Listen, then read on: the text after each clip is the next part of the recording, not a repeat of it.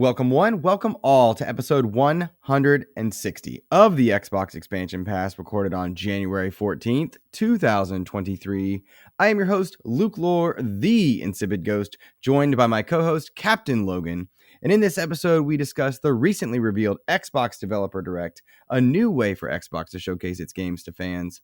Ubisoft is running into sincere financial issues that are impacting all of its major titles, including the oft-delayed Skull and Bones.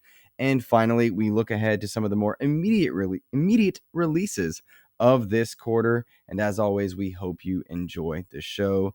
Logan, I'd like to start the show with words of kindness, but to start us off, would you offer words of kindness today? I would love to. Welcome, everyone. My words of kindness this week, I want to thank my Sea of Thieves community. During the great cookie crisis of 2023, Oreo did some shady stuff, and FOMO is real, and they helped me out. So I want to thank them because they're wonderful, and I love them. You're referring, of course, to the specifically European-based Xbox Oreos that looked incredible and give unlocks in Sea of Thieves, Forza Horizon, and Halo? Yes. It is devastating to be not included in that promotion because Oreos are one of my two top favorite cookies. And I would buy tons of them. But yeah. So thank you to Sea of Thieves community. I have a lot of friends in Germany, it turns out. That's cool. Well, shout out to them because that's awesome. I'm jealous because the coding in Halo looks incredible. The Sea of Thieves library looks incredible. And I have not seen what it does for Forza, but I can only imagine it's equally as impressive. Yeah, I haven't seen anyone care about the Forza stuff. It's so weird. Yeah, Forza's getting a bad take. I really am not happy with how Xbox has treated Forza Horizon 5. More on that in a bit. But so that was your Keelhauled community that gave you support there? It was, yeah. Plus a bunch of folks on Twitter, they just reached out because I don't know if you know this, but back in 2018, Chips Ahoy did a pretty similar shady deal with codes and Sea of Thieves stuff. And back in 2018, a lot of us Americans were trying to get codes for a lot of the Europeans who were excluded because apparently they don't have Chips Ahoy in Europe, which is really weird. I guess. Interesting. No one knew how to buy Chips Ahoy. They didn't even know what they were. It's maddening. So it's funny that you say Oreos are your jam because I would choose a Chips Ahoy over an Oreo. Traditionally I would too. Chips Ahoy are my go-to. Chewy, love them. And then Oreos with like a nice tall glass of cold milk to dunk. That's like if I can't get Chips Ahoy, then I'd go Oreo. But Oreos are vegan, so if you wanted to have vegan cookies, Oreos are the best ones. Okay, didn't know that. That's interesting.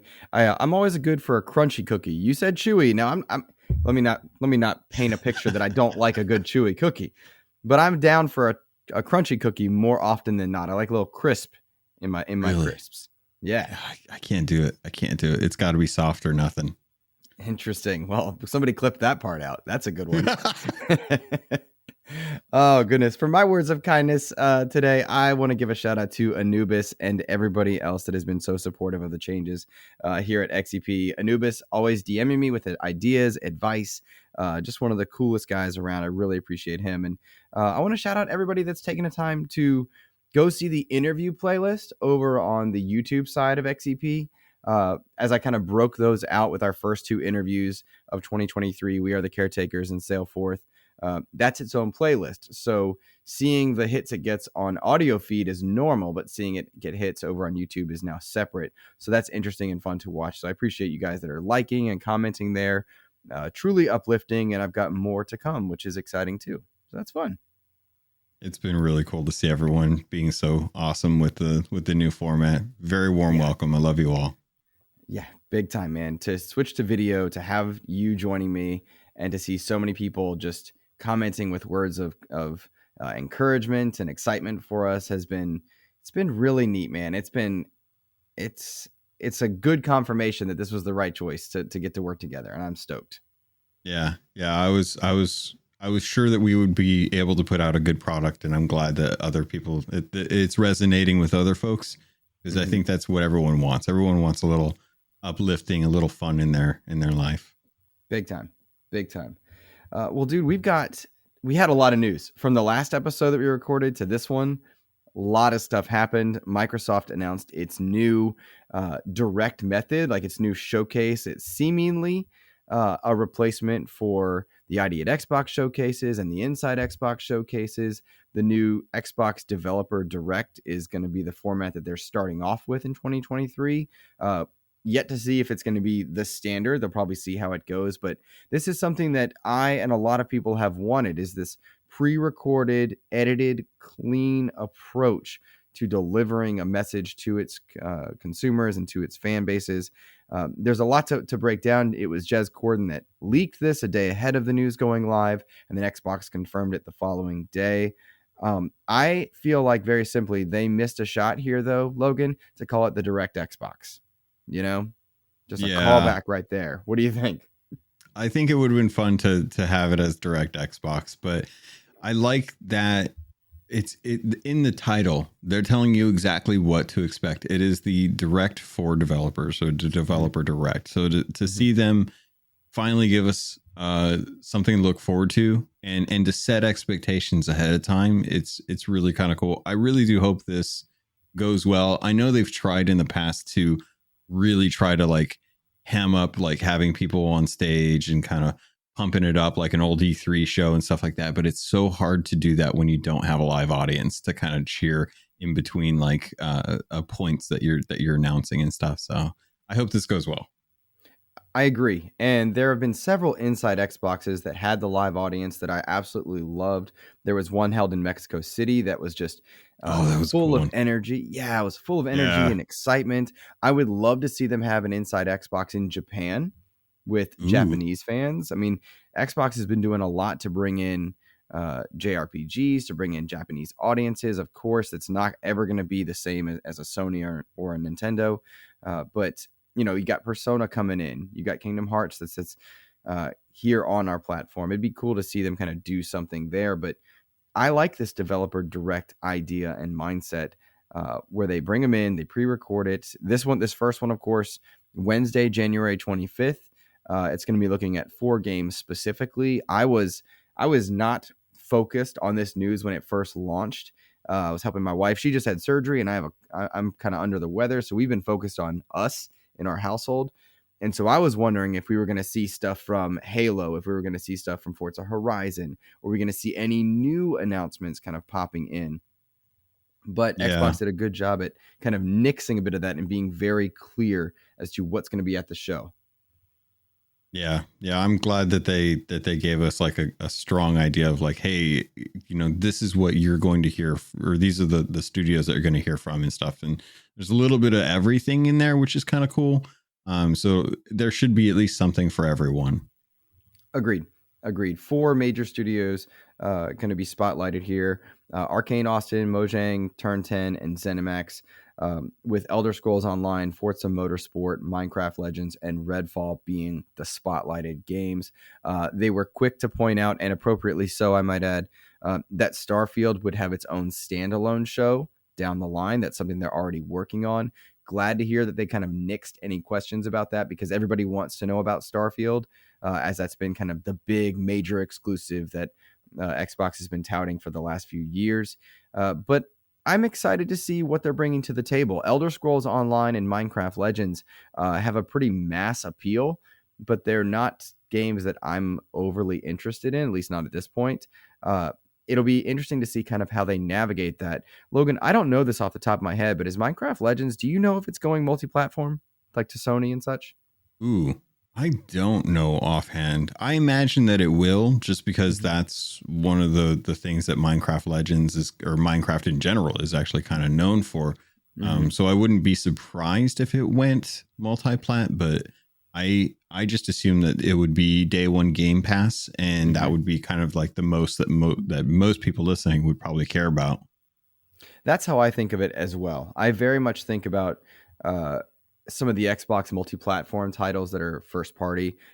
When they are multi-platform in general, I don't even care. I don't process that portion. I just think, oh, it's in Game Pass, I'm fine. I never Yeah, worry or even like bother to think about if it's going to be multi-platform. I'm sure Elder Scrolls Online is on some level, and it that's looks like awesome. it's coming to everything, even last gen. So PlayStation 4, PlayStation 5, Hmm. Switch, Xbox One, Xbox Series consoles, and Windows. Hmm. So it's interesting that their first developer direct has two multi-platform games, on their competitors' platforms, and then two games that are going to be Xbox specific and also current gen specific, not going to be on Xbox One, Forza Motorsport and Redfall, which excites me. You know what I mean? I Yeah. think that's great. I'm so stoked to see what Redfall brings to the table. I think I talked in last episode how quickly my turnaround has been on Redfall since seeing gameplay. It is now among my most anticipated. Seeing the gunplay, knowing that id Software is involved, I am just all in on what Redfall brings to the table, and I really hope we get a release date. I think we do. Yeah, I would love to get I think we will. I think that we're 3 to 4 months out from finding out like when that game's actually going to be, or not finding out, but like when it's actually going to come out. And Mm-hmm. I'm looking forward to seeing the actual information that they're going to be doing, because so far everything that they've said for it is kind of set the stage and introduce the characters, right? You kind of know Mm-hmm. who's in the play and where the play is set, but we don't know what the actual like day to day is going to be like for you in the game. And ever since they came out and talked a little bit more about the type of game that it'll be, as opposed to the kind of Back for Blood or Left for Dead style game, I'm kind of curious to find out like what the single player and the multiplayer is going to be like. I have a question for you though, Luke, because I plan on Hit me. playing this with friends. Are Okay. you going to be doing this single player at all? So that is a tough question for me. I typically prefer story based games to be single player. Gotham Knights is a recent example. That's a multiplayer centric game.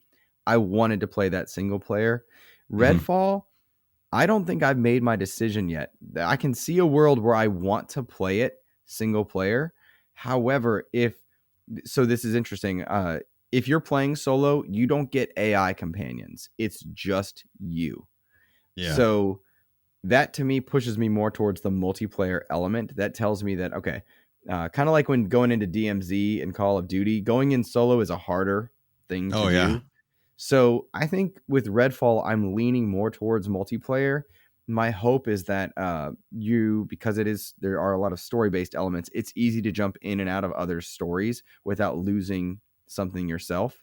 And Yeah. so that will really be my determining factor, because I want the story, but I want to play with my friends as well. So it's a bit of a conundrum. I think once I know more, I can Mm-hmm. make that more definitive. No, I want this to be multiplayer. I want it to be single player. I kind of liken it to State of Decay. I don't know if Mm. you were into Yeah. State of Decay, but you had your own community. You could play multiplayer. It was a blast, but it was still your community. And if you jumped in, you were in their community. I don't know if Yeah. that's the case. I really do want to know more, because I could go either way. What about you? I want to play this multiplayer. I would love to get a chance to see like what kind of ability combinations you can do with different characters. Like obviously certain characters have pros, but they've got cons with them.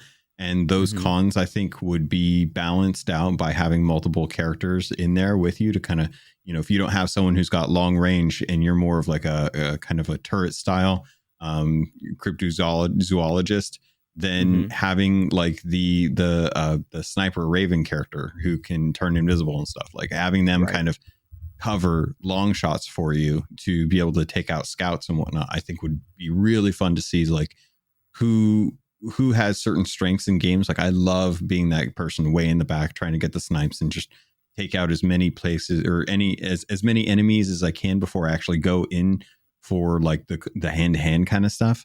Yeah. And I think that's what I'm looking forward to with the multiplayer is I want to see like how that all balances out, because the trailers look like it's intended to be multiplayer. Hmm. But you're right, the story is important to me. I think Halo Infinite does a really good job with telling story, as far as like not making sure that everyone is involved with it. Like if you start a story point in Halo Infinite multiplayer, in the campaign, it will teleport wherever the other Spartans are to that location to kind of move Hmm. forward and progress. So I'm very curious how that's going to play in a game that doesn't just immediately teleport you into a place. Hmm. Because I think like Far Cry does a pretty good job of trying to make sure that people are around when story is pushed forward and stuff. But it'll be interesting to see how Arcane handles uh having story told in a game with multiple people in an open world setting. Agree. I fully agree. And I want to think a little bit about this release date schedule and cadence here, because we've got Forza Motorsport, we've got Starfield, you've got Redfall as kind of the big pillars. And with respect to Minecraft Legends, I don't know that that's on the same level. Same with Elder Scrolls Online. I don't know that people are thinking of those in the same kind of categories. So I'm wondering, when does Xbox appropriately stagger these releases? When might we see them?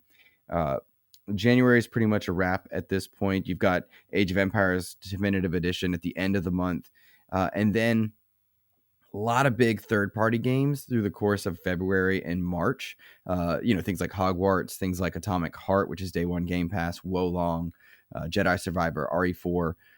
Like, those are big games, and I wonder, where do you put Redfall? Where do you put Forza Motorsport? Where do you put Starfield if indeed you're all landing in the first half of 2023? Uh, I feel like Starfield bumps into fall or winter personally, but where do you put those? How soon are we going to see Redfall? Is it as early as March? Do we see something as early as March, or is April, May more likely? I'm anticipating May for Redfall. I think getting it out before E3 is important for Microsoft to have a big first party game in the first half of the year. I think it would be a travesty to not have something big come out in the first half of the year, because we really didn't have a strong 2022, and this game should be ready to go. If they were originally projecting this to come out in July of 2022 and they pushed it back, like, if it wasn't going to come out in December, I think they got to get it out before the 6-month mark of 2023, or there's something else going on with this game that we just don't know about. Like, why delay it more than a year, or about a year from the original like projected date. As for Starfield, though, I think you're right. I think Starfield pushes out to September. And I don't know why I feel that way, but I feel like September's like a good month. It gets ahead before most of the stuff that usually comes, like a Battlefield or a Call of Duty, which I don't think we're actually getting a Battlefield or a Call of Duty this year. So I think having Starfield in the fall season, or like end of summer, is probably the best place for it to land compared to when we expect other big titles to land. Plus, it's enough time for people to get in, really play it, and give it an opportunity to have a shot at like the Game Awards if they are trying to go for that kind of Game of the Year kind of marker, as opposed to like Spider-Man or Final Fantasy 16, stuff like that. I'm curious if they'll take a Sony approach where they put out a big game next to a racing game. Like, will Redfall and Forza Motorsport kind of go close to each other the way Gran Turismo and Horizon did? And then maybe that happens April, May, and then in June or July, Starfield hits. Because I don't think Starfield would get overlapped by E3 announcements. I don't anticipate that. That said, what then would you have for your big kind of holiday push? Would you need a holiday game? I think the answer is yes. With respect to Minecraft Legends and Elder Scrolls, I don't think they have the same impact. And then you'd be relying on something like a Hellblade 2 or some other big title as your holiday game, or you just don't have one. You just don't have one. Because I think you're right. Battlefield, Call of Duty, not happening this year, which is good. Yeah. I think it's a good thing. I think it sounds weird, but I don't think that Xbox really needs one, because we didn't really have anything last year, did we? We had expansions to known quantities, and you still got a Forza Horizon 5 expansion sometime this year. You've got ongoing content for Sea of Thieves and Halo. Yeah. I don't see a need for a fourth. Yeah, it just breaks tradition. I think it would be great, but if last year, if you guys were out there shopping, you couldn't keep the Series S out of your mouth. It was $200 on sale, and everyone was talking about the console. No one was really thinking about like what the games were, because it doesn't matter. Game Pass is the game. So I feel like for Xbox, as much as it seems weird, Sony didn't have a big game at the holiday season for 2021. They did for 2022. And for 2022, or no, 2021, I think Halo was, no, was Halo? You had Yeah, Halo Halo and was Forza last year. Horizon were the big 2021 games. That's And right. then Sony just ruled 2022 with Yep. Horizon, Gran Turismo, God of War Ragnarok. Yeah, God of War was Stray. their holiday one. But Yeah. yeah, I don't think that Xbox is going to have anything. I think that, it'd be cool if they did, because that's a great time to, have something to look forward to for the holiday season for gift giving and stuff. But it would be kind of a bummer to have Starfield out so early that people are like, oh, I really want to play it, but I got to wait till Christmas kind of thing. That would be a shame. But at the same time, day one Game Pass, you don't technically have to buy it. So Right. it's Right. tough, but I don't think they do. I wonder if you don't see Starfield out kind of summertime around E3, and then holiday bundles, maybe holiday bundles with a Redfield Starfield bundle or a special edition bundle, or you do a slew of special edition controllers or something like that as your second wave or third wave push on those Yeah. titles. Or maybe it's like an expansion to it or DLC drop for something. I think that's more likely. I would be willing to bet you see Minecraft Legends, Forza Motorsport, Redfall, and Starfield kind of the first half of 2023, maybe a little bit into the early fall, late summer, but then no holiday game and its content drops or second wave pushes, third wave pushes, DLC, that kind of stuff. That's what I would anticipate you get out of a 2023 Microsoft. At least that's my take on it. And I think it was Todd Oxtra who wrote in and said 2023 has been a great year. Has to be a great year for Xbox Studios. 2024, a pivotal year to show they can have continuous success year over year. What's the minimum level of Xbox Studios success going forward, with or without Activision Blizzard? And I think it's just that minimum level.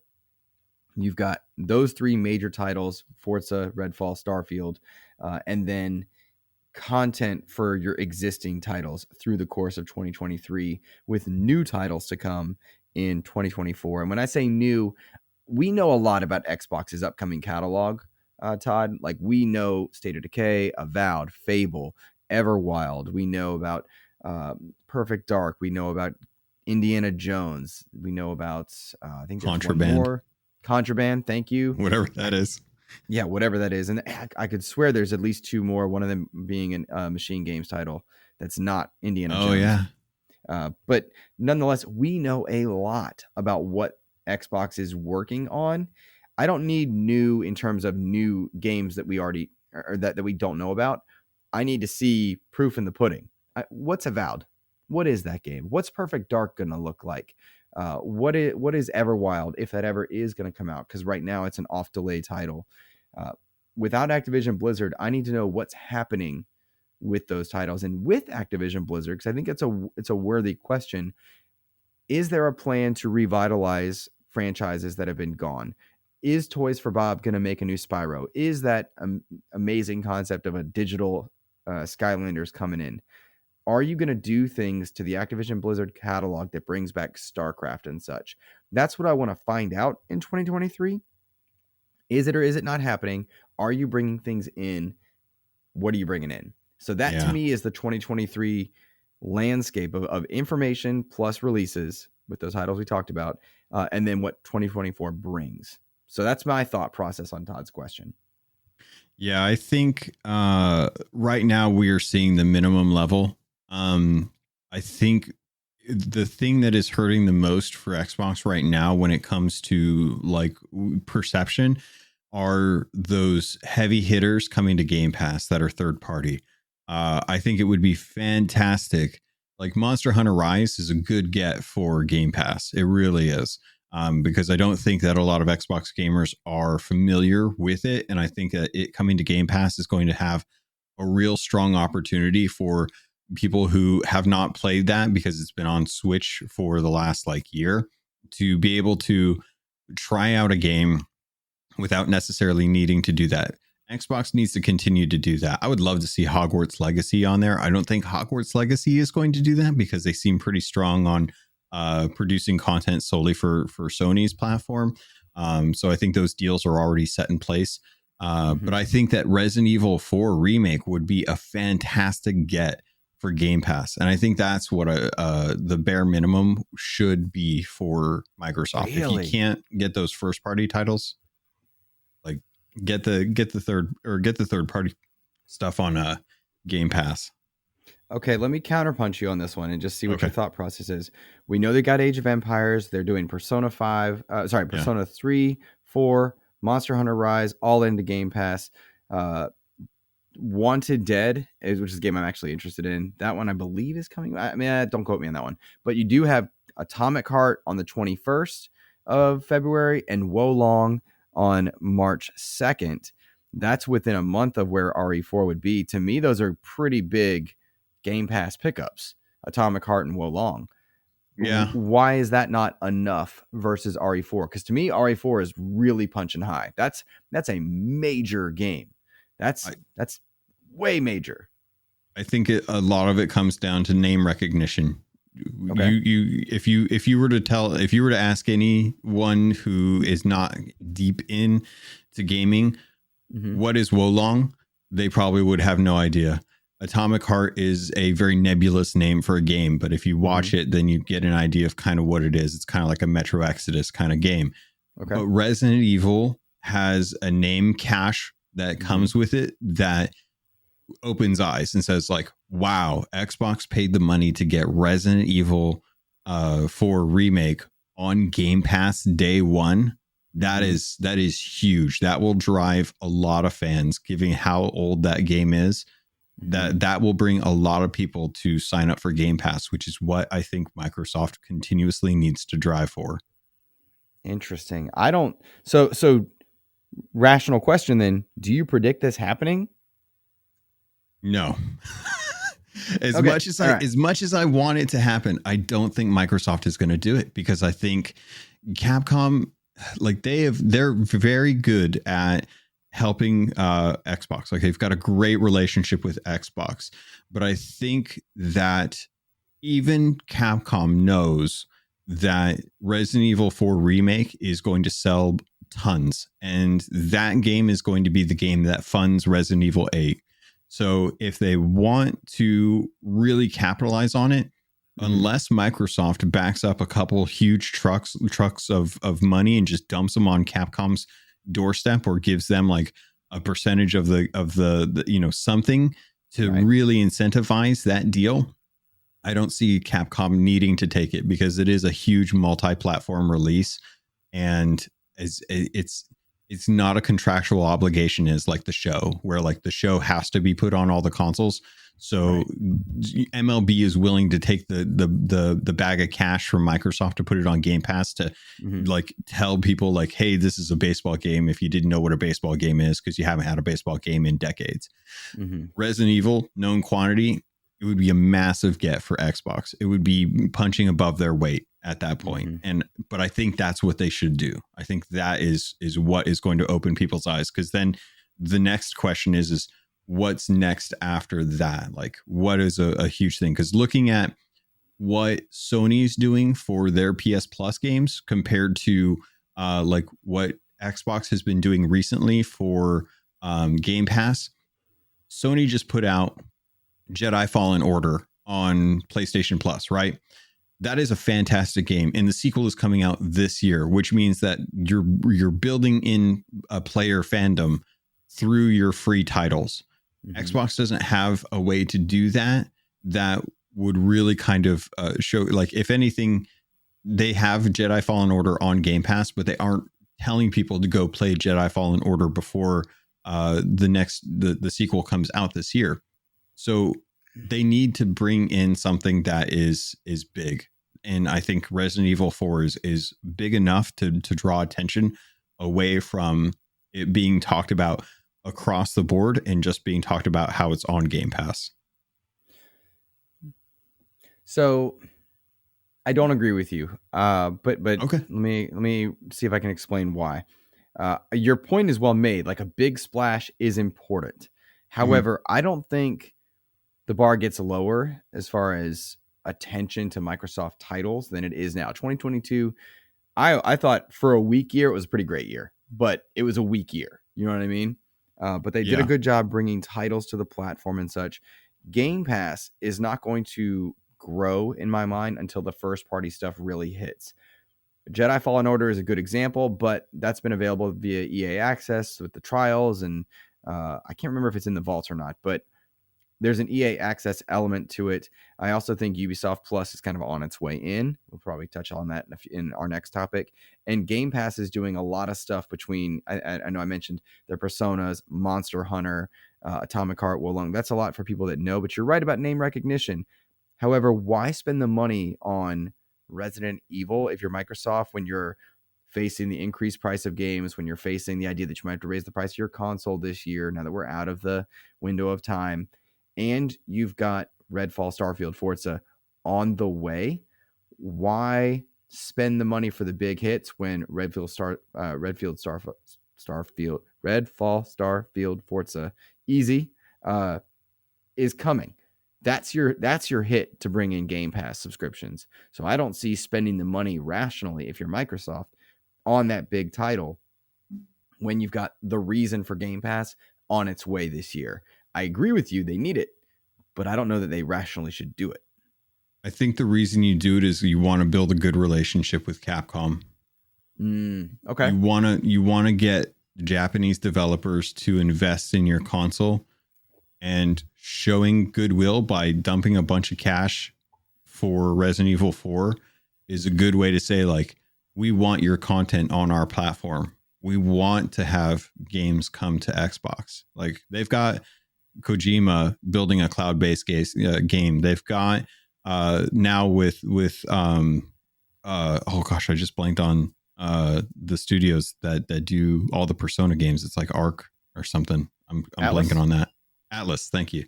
And they've got like the Yakuza stuff, so they're good with, you know, a fair amount right now. They're making good deals. Monster Hunter is Capcom, so there's something there, but not true. Resident Evil 4, but not Resident Evil 4 fair. level. That's fair. To the American audiences, though, you're right. Resident Evil, I think, is more recognizable than Monster Hunter. Yeah. So that's fair. Capcom is not synonymous with Xbox, nor synonymous with anybody right now. Maybe Nintendo, but you're right. And I would say that if it's not Resident Evil 4, to your logic of like getting the big in with Capcom, if not Resident Evil 4, you put Street Fighter 6, a fighting game that needs people. Ooh. You put that bad boy on Game Pass, you got to win. That's a win right there. You know, you bring up some really good points. Monster Hunter Rise is a multiplayer game. That is exactly Microsoft's bag. Street Fighter 6 is a multiplayer game. That's Street Fighter, or that's right up Microsoft's bag. Game Pass is developed in the idea that you're playing with your friends and everyone has the same access to all the games, so it makes sense. Resident Evil is a first party game. You don't necessarily need to throw that on Game Pass because it's going to give access to games for a lot of people. But honestly, I can't argue with you. I think it'd be really good recognition wise, but considering like the content that they could bring to Xbox Game Pass, given like what their MO is for Game Pass, I think you bring up strong points. All right. So at that point, then we're going to ask listeners, write in, put in the comment section, tweet at us. Let us know kind of where you stand on it. Is Resident Evil 4 the game that Capcom and Microsoft should be hooking up on as far as Game Pass, or is it Street Fighter? Have they already done enough? Where do you land kind of on this discussion as far as, you know, bringing eyes to Game Pass? Don't say all of them, because that would be my smart aleck. All of them. But yeah, listeners, let us know. Comment section on YouTube, tweet us. Let us know where you're at on this one, because I think it's a good, worthwhile question. Logan, let me touch on a few more Xbox specific stuff before we move into Ubisoft as a topic. For this developer direct, you're going to have creative directors and other senior developers from the studios we talked about. Playground and hold on. Turn 10, ZeniMax Online, Mojang, and Arcane Austin. All of them will be there to represent Elder Scrolls Online, Forza Motorsport, Minecraft, and Redfall. Starfield's getting its own thing.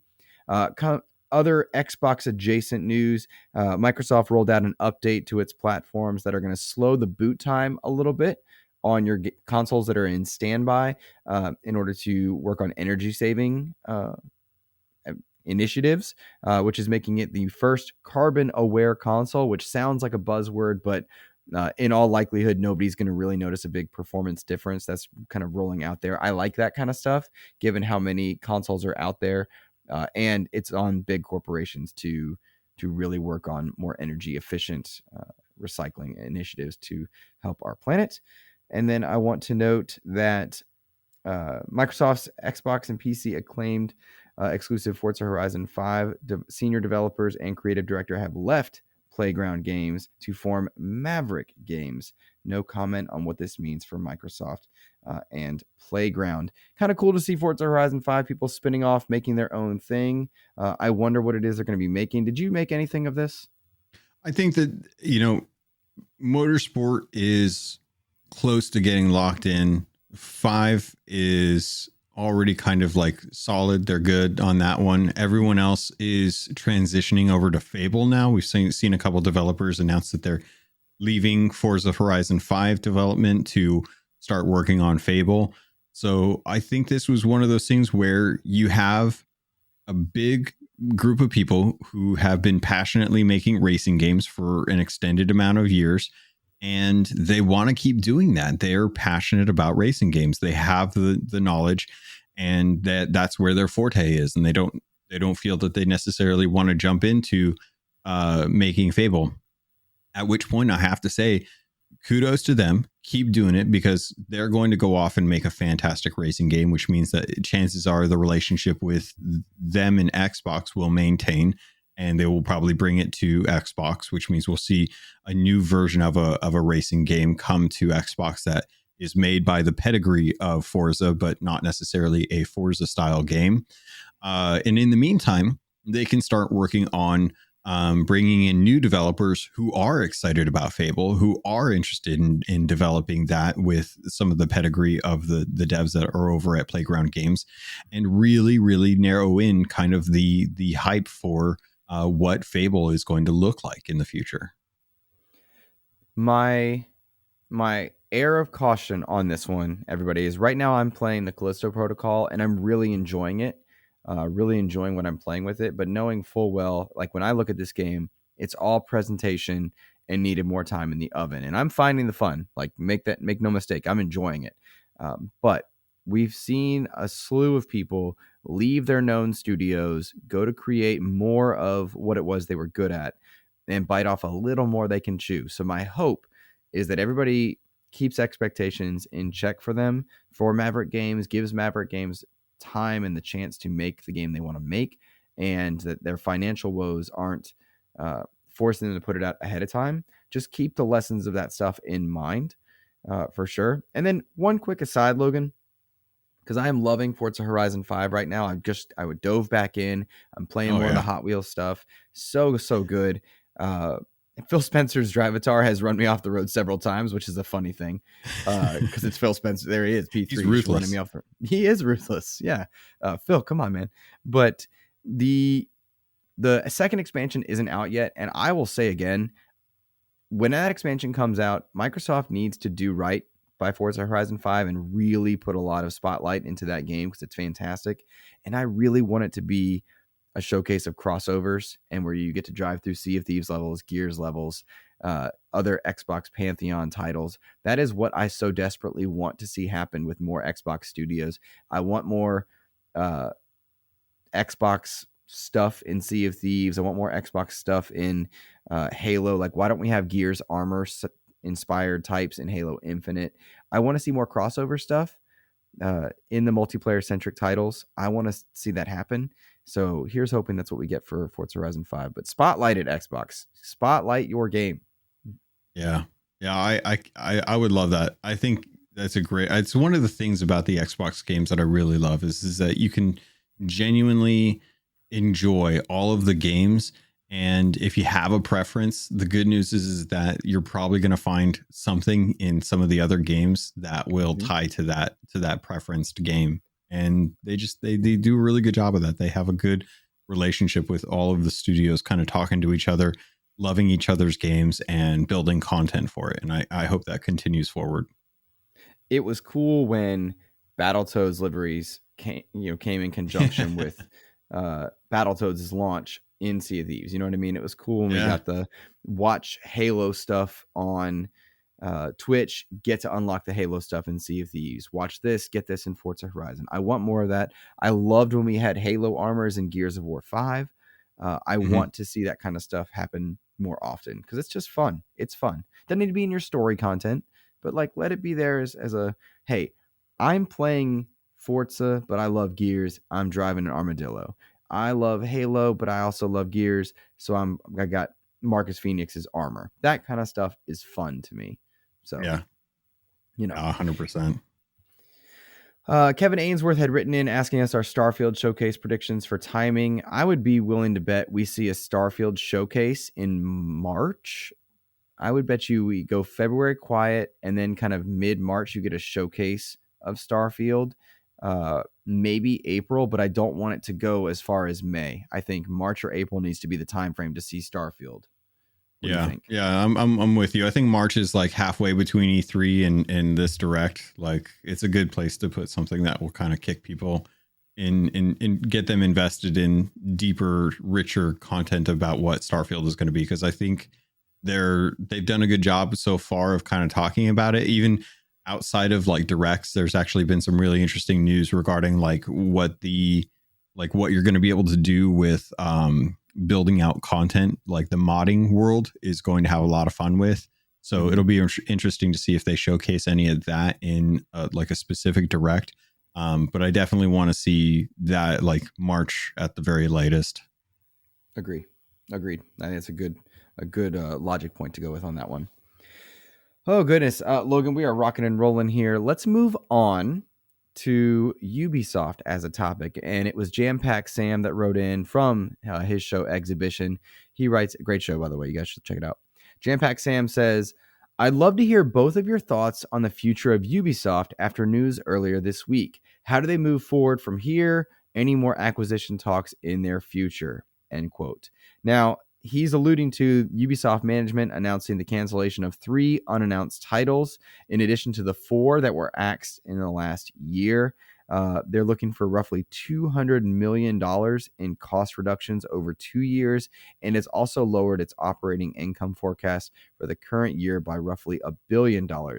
I know what some of that stuff means, but in short, they are needing to slimline how much they're producing so that they're not spending production costs on stuff, and they need to make more money from the stuff they have. A lot of developers are being shifted to other projects that are going to be more promising. I'm thinking about all the free-to-play stuff that was announced over the last 2 years and then subsequently canceled. I'm thinking about Hyperscape. I feel like there was another 1 or 2 games in there that we saw it was going to be there, and it's no longer. Shoot, they even tried out NFTs, Logan. Yeah. And then, of course, Skull and Bones, delayed for a 6th time now. Oh boy.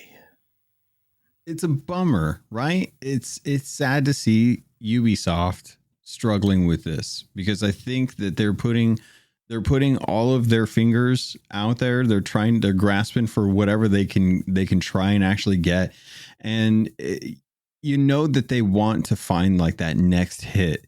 And it's a shame because they're trying to stretch what they can do, and instead of like really honing in on what's important for I think what gamers are looking forward to. And I think that they're starting to realize that they're getting stretched a little too thin, and they're starting to come back and be like, okay, you know what, we're trying too much here. We really need to focus up on some of our main franchises, which are the things that people are asking for, instead of trying to go for all of these NFT free to play multiplayer season pass game type ideas, and start giving the titles that are in production a little more time and a little more focus and a little more love. And it seems like a smart move to me. It's a bummer that they had to cancel stuff, but I think this is the smart move as opposed to laying people off. It boggles my mind that a company who has control of the Tom Clancy IP, who could impact Splinter Cell, who is so capable at creating great open world games. I mean, the Assassin's Creed games, you can argue any number of ways whether or not they're for you, but they're great. Like they're high quality experiences. Why they've chosen to in the last few years trend chase is really beyond me. They had to even think about one of my favorite games that Ubisoft created was Starlink. Right? Do you remember Starlink? It Yeah, was a toys. I Why was got that game? Yeah, cool Star Fox it's game I got it. on, yeah, cool Star Fox game over on Switch. It was on all platforms. You could buy a digital version, but why bother with the toys to life genre after its heyday? Why chase NFTs when all the gamers, which is your primary audience, were like, no to NFTs, no friggin' thanks. It's surprising to me. If Ubisoft wants success truly, why doesn't leadership say, hey, people have been asking for Splinter Cell, time to make Splinter Cell? Hey, we've got the Tom Clancy IP. Let's stop trying to force it into areas that it doesn't need to be with. Like Ghost Recon Breakpoint, had that been similar to Wildlands, where it was you could play it solo or with people, but you didn't have to, I'd have been in. But Breakpoint was a broken mess, rushed to launch, had too many multiplayer elements that had to happen. It felt darn near freemium at certain points where like I was surprised it didn't make me watch an ad to get a gun kind of thing. It just boggles my mind. They have all this potential and they squander it. Yeah. You see certain successes. I think Mario and Rabbids is one of their best titles that they've put out. For Honor, surprisingly enough, is like one of their better titles that they've put out. Rocksmith Plus is a fantastic training tool for anyone that loves to play games, but the license for that can't be cheap. So they push that back as well too. I think what Ubisoft needs to do is really try to take a look at, like you mentioned, some of the stuff that they have in their pedigree that they aren't touching because potentially either people there aren't interested in working on those franchises, or they just are too worried about trying to overcome their past. And you really can't do that. If you think this is a game, if you have a good, maybe they just don't have a good idea for what that is. Maybe they don't know what a stealth game in 2023 looks like. And that's it. And that's, I think, the kind of, given the advances in ray tracing and having ray traced shadows, I can't imagine a better time to be trying to build a stealth game that relies so heavily on hiding in shadows the way Splinter Cell did, that they haven't tried that yet, which is surprising to me. I have no clue why they're doing that, but they'll keep Prince of Persia Sands of Time remake on the docket and continuously like just throw out trailers for testing to see if it's going to hit with audiences, and then if it's not, take it back and keep working on it, kind of thing. It's so bizarre, their mentality, and honestly, I blame the top leadership. I blame Ease for not having a strong idea of where he wants these games to go, and then putting onus on the producers to say like, it's on you to do this. Which, there's a difference between telling people to do something to get the results and then leading people to the good results. Right. And I'm thinking about their catalog and what direction those producers might be getting. Like, hey, we need another Watch Dogs game. No, you don't. Watch Dogs hasn't performed the way you want it to. They're good games, by the way. Legion, Watch Dogs 1 and 2, fun. Play them. But Legion's on sale. Yeah. You can get Legion for like less than $10 right now on Xbox. Yep. Agree. And you should. Watch Dogs Legion is fun, but that was an off delayed title. Prince of Persia, how much mess have we seen go on with that? But you control power in names when you have stuff like Rayman, Far Cry Primal. Why not Far Cry Primal 2? You know what I mean? Like, people would play that. People liked that. You have Splinter Cell. You have Rainbow Six. You know, put time into that. You don't need more Far Cry proper games, but Primal could get another one. You've got titles that people want to play. Like, if you put out another Rainbow Six game, just Rainbow Six, not Extraction, not some random weird thing with aliens or whatnot, just a standard Rainbow Six title. Bring the Ghost Recon brand back to where it once was. It just surprises me. Why not Splinter Cell? Why not Splinter Cell? I wonder if they're and I always worry about the olds talking and trying to dictate what game franchise should come back. I always, because I'm looking at things like Extraction. Extraction was a really good idea. I think that it didn't hit quite as well as they hoped. But I do think that the premise of Extraction is interesting. Does it fall in line with the quote unquote Tom Clancy thing? Not necessarily, but we don't have to adhere to that. Maybe we didn't have to call it Tom Clancy's Rainbow Six, like Extraction, whatever you want to do. But I also, do you think it's weird that you can genuinely predict the discount rate for Ubisoft games by months? Like 3 months, it's down $20. 6 months, it's down 50%. 12 months, it's down to like 75%. And generally over a year or more, you can pick up that game and any of their games for $15 to $10. Is that like, it seems weird that they depreciate in value so quickly. I don't know that. See, I have a hard time. I don't think it depreciates. I think that's a strategy by Ubisoft. I think that's a Ubisoft strategy. I don't think that's because you see it happen on digital fronts.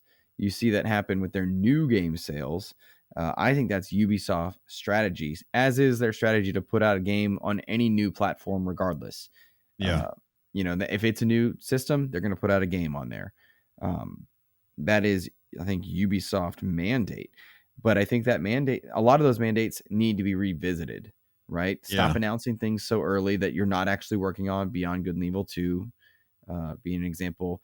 I think the Skull and Bones deal with that 6-time delay. I mean, I interviewed the creative director almost like over half a year ago at this point for Season Gaming, and they were close to launch then. Yeah. Whoops. So don't make a deal with Singapore that requires you to put the game out if it's not going well. There's a lot of strategic failings on Ubisoft's part.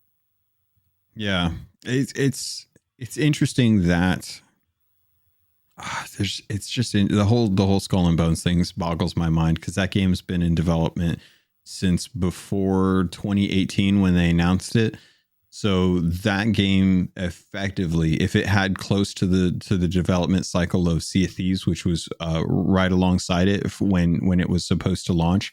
Skull and Bones has probably been in production for close to 7 to 8 years at this point, and having it delayed again really does kind of show like the beta test that they put out recently really gave them feedback that they thought they were good on, and given their delay.jpg on Twitter, it's clear that they want to address some of the major things that came away from that beta test, which makes me wonder they may not know how long it's going to take to adjust some of those things, because I think some of the criticisms that they got from that beta test really did kind of show like people wanted or were expecting something different, and they didn't anticipate that with Skull and Bones, which is a bummer because I think a lot of people really love Assassin's Creed Black Flag.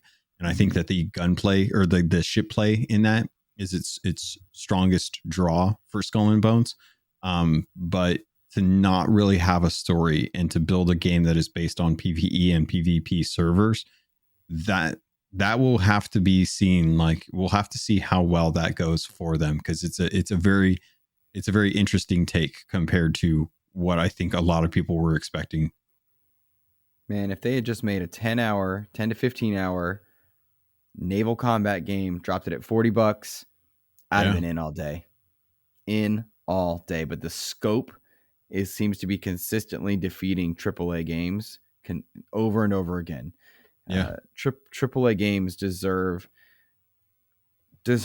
I think they deserve to be reined in a little bit. And I would hope over the next few years we see the big titles reduce their scope. I don't need every game to be the game.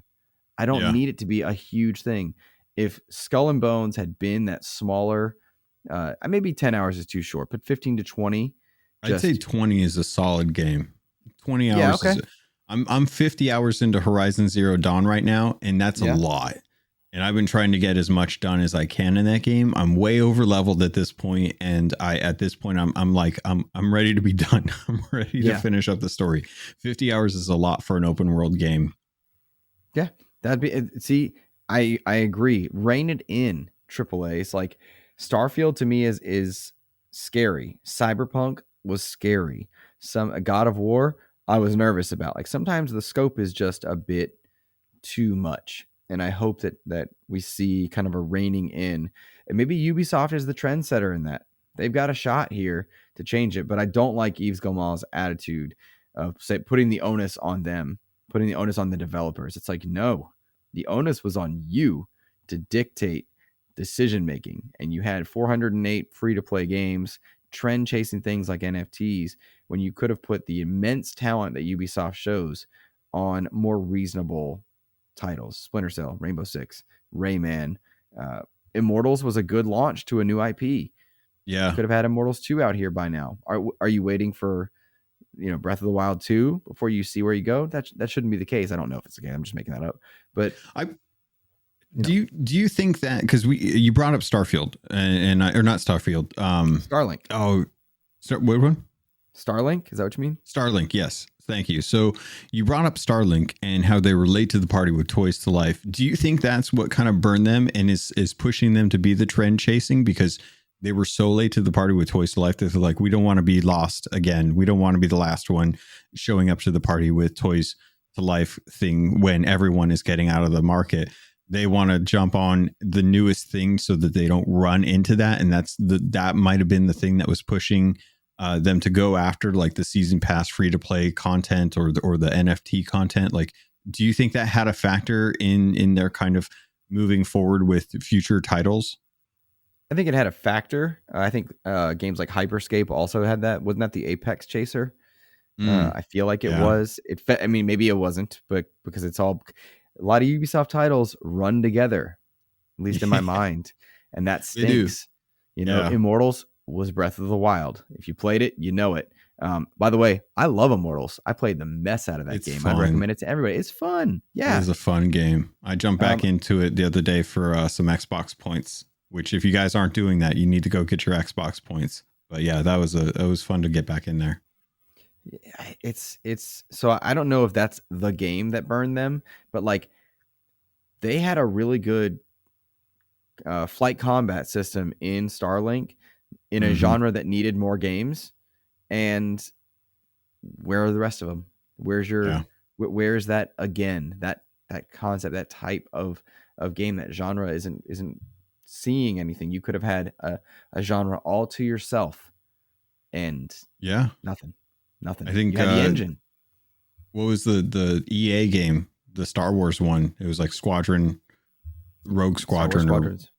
Squadrons. Like that was like the only competitor to Starlink at this point, and both had fantastic flight simulators for space combat, and it's just. Like that's not a market that people are apparently going for. Agreed. But you could totally own it if you wanted to.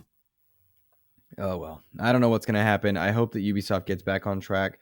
I'd be willing to bet you see some news over the next month or two about Ubisoft Plus and where that's going to go, where that's going to live, if it's in conjunction with Game Pass or otherwise.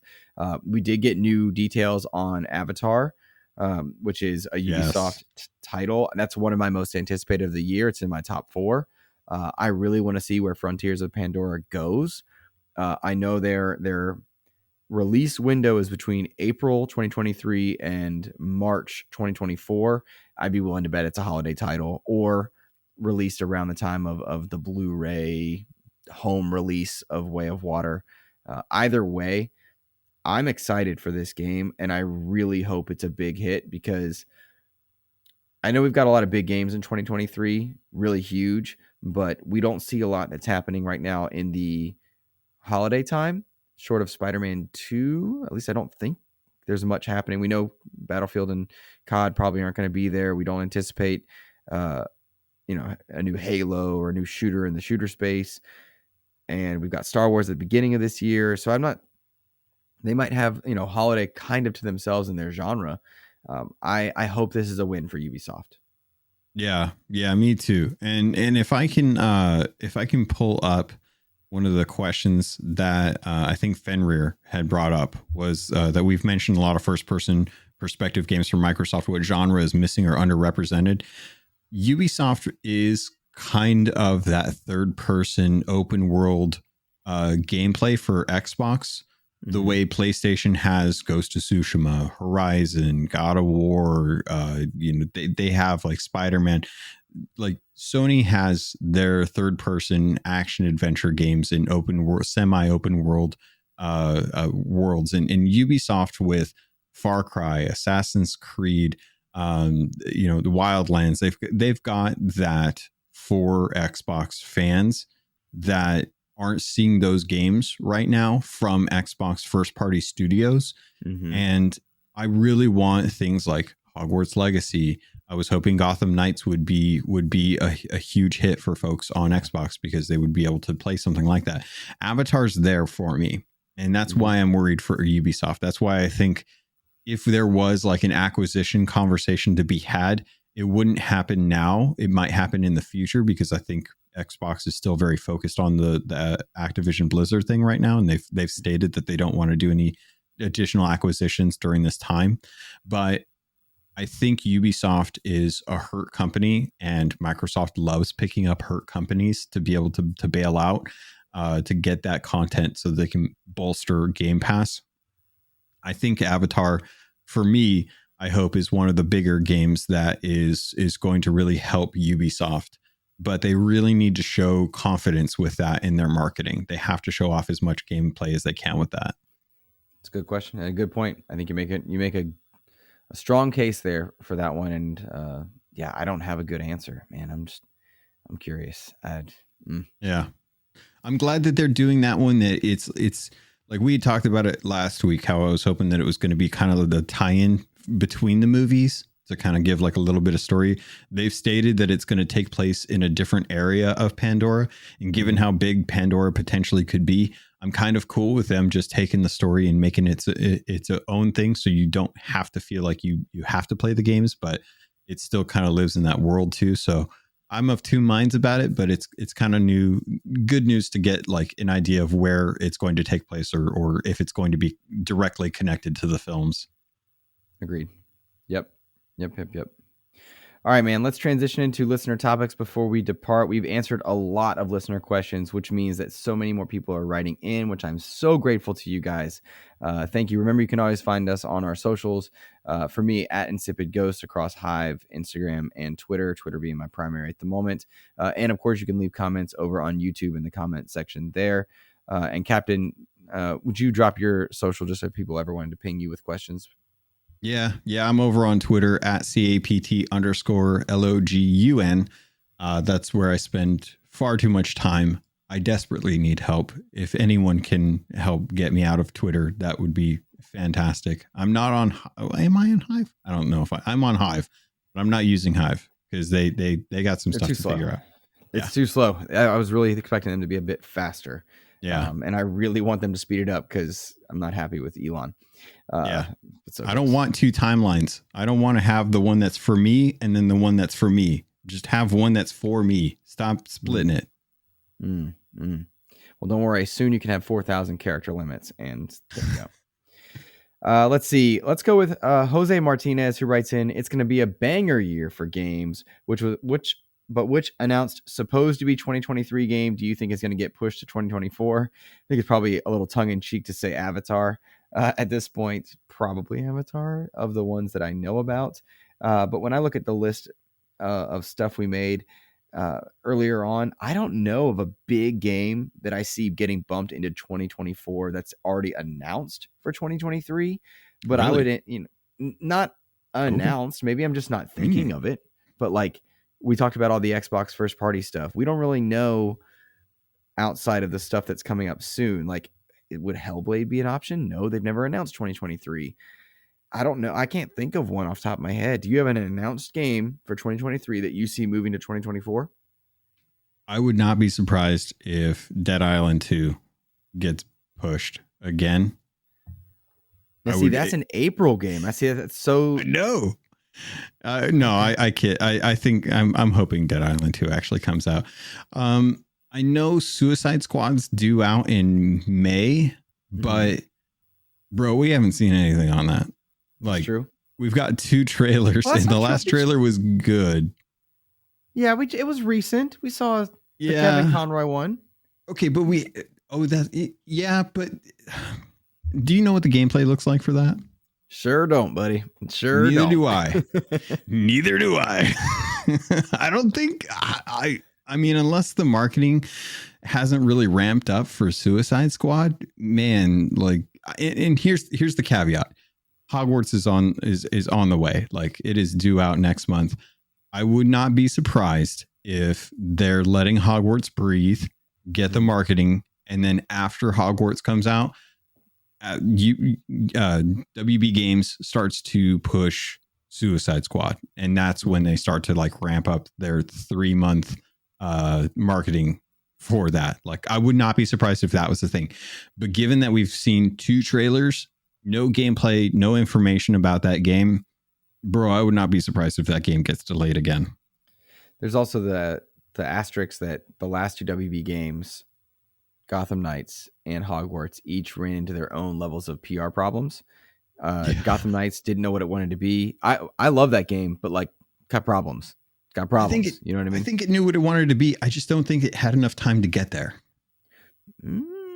I don't think it knew what it wanted to be, because it had open world progression elements, and some of it was like Arkham, some of it wasn't, and then there was either way, you run into a not up to par AAA experience that people wanted. Like, it's already tough to have a Batman game that doesn't have Batman.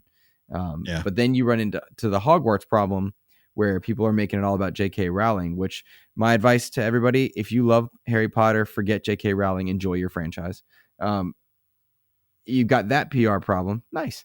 For audio listeners, he's holding up his shirt, which is Harry Potter themed.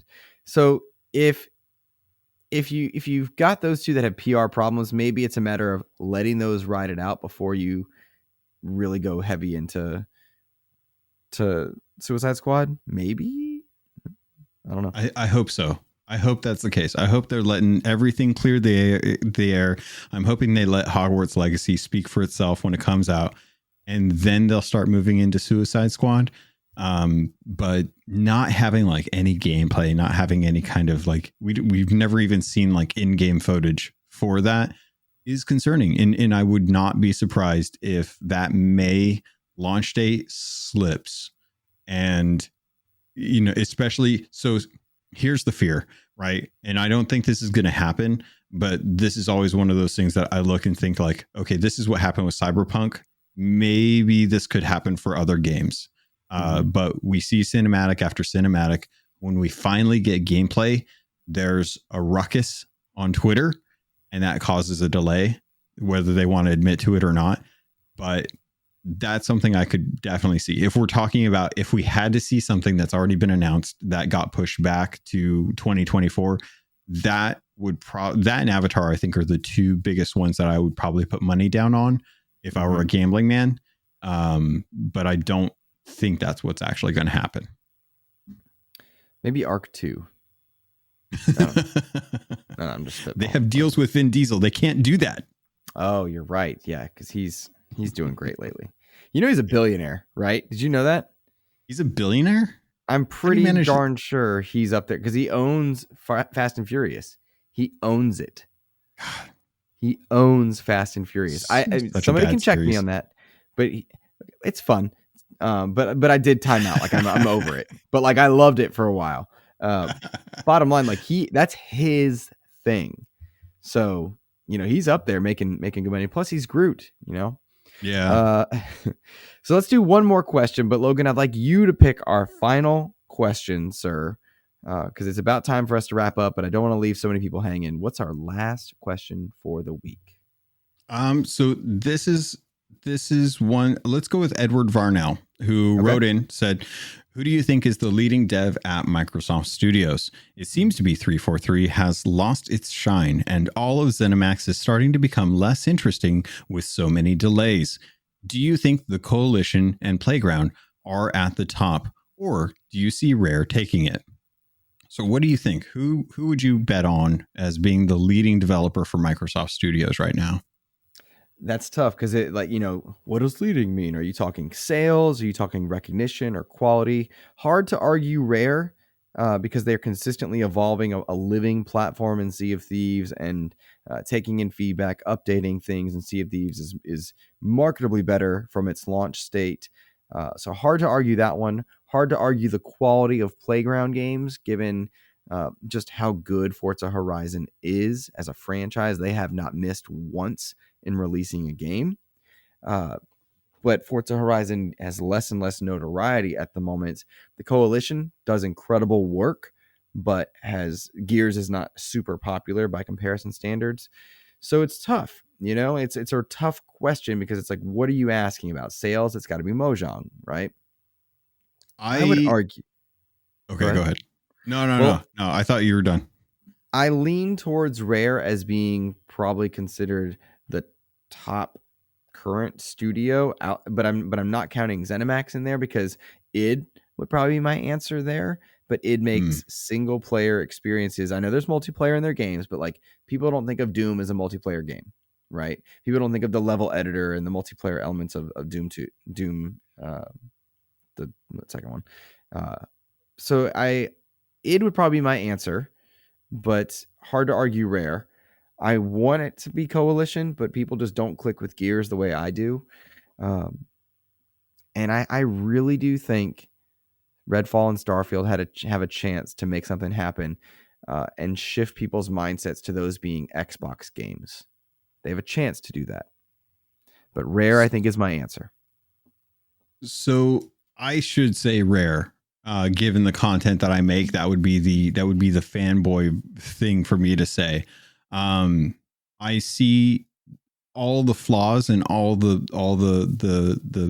gems that Rare does with Sea of Thieves. So I Mm-hmm. feel like I'm a little biased in that, which is why I'm going to try and throw that out before I talk about the studio that I am going to talk about. I love what Coalition does with their engine. I think they know how to tweak and play around with their Gears engine so well that they can really adapt to make the best content that they can, make it look as good as they can. I think they struggle Right. with story. Playground is fantastic. I think they've really nailed down what racing is and what racing games should be. I think they have a great idea of how to address the simulation fans as well as the arcade fans out there. Mm-hmm. And ZeniMax is a fantastic get, right? But I think there's one studio out there that is consistently putting out content over the last generation that continuously gets overlooked, and I think that's Obsidian. And you brought up Avowed and what Avowed is. I think Avowed is Skyrim from Obsidian's perspective, and I can let you know right now that there are certain things from how to talk about this. There are certain things from Skyrim that are pain points for me that I know are not going to be in Avowed. And I'm looking forward to that because I think it's going to be a little user friendly for people that know what to expect from an Elder Scrolls Skyrim type game, Mm-hmm. or what people would learn from the Outer Worlds.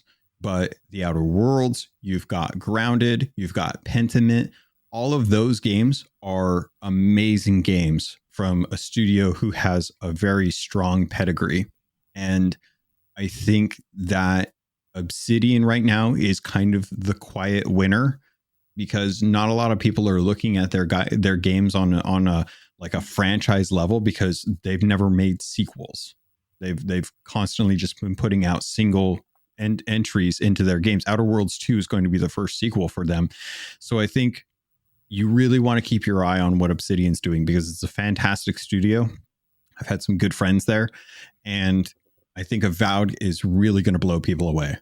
I think that it's going to be an exceptional game that fans of Skyrim are going to really enjoy, that most people aren't thinking about right now because they're so nearsighted about Elder Scrolls coming from Bethesda to be their American RPG medieval game. And I think Avowed is going to take that title from them. Interesting. Okay. You know what? Good arguments. Good arguments. I think my only weakness in that is that I haven't played. I didn't really. Pentiment wasn't for me. I haven't played Outer Worlds. Not a game for me either. Oh, so it's fun. I love Outer Worlds. I think it's one of the funniest games that I've played next to High on Life. Okay, cool, man. There you go. Well, guys, I think that's gonna wrap us up for the week. Logan, yet another good episode, man. I can't say I enjoy this more than I already do. This is incredible. I'm loving it. I'm having so much fun, man. It's so good to sit down and chat with you every Saturday. Big time, big time, big time. Well, guys, that is going to do it for us here. You can find me on Twitter at InsipidGhost and all the socials at InsipidGhost, Xbox Expansion Pass on all your podcast platforms of choice and over on YouTube. I do have upcoming interviews in the works, including one. It's an indie title, but it is an Xbox exclusive coming up in the next few weeks. If you missed it, We Are the Caretakers, an Xbox exclusive, and Sail Forth both have interviews in 2023 that have gone live. Do take a moment and go check those out. Logan, what's happening on your socials? Where can people find you, and what's going on with Keelhauled? So yeah, the cookie crisis of 2023 is what's going on with Keelhauled right now. We're going to be talking about Oreo and how people are getting them, how people are getting them early. And just if you guys want to talk to me, head over to Twitter if that's where you're able to go. If you feel like you want to be on that platform, I'm over there at CAPT_LOGUN. Also, if you happen to play Sea of Thieves, keep an eye out for Captain Logan as a skeleton captain, because that's my Easter egg in the game. I love sharing photos of that when people find me. So if you see me, tag me on Twitter. I'll retweet it. I love seeing when folks get money off of killing me. It's weird to say. That is weird to say. All right. That's it for us, guys. Take care.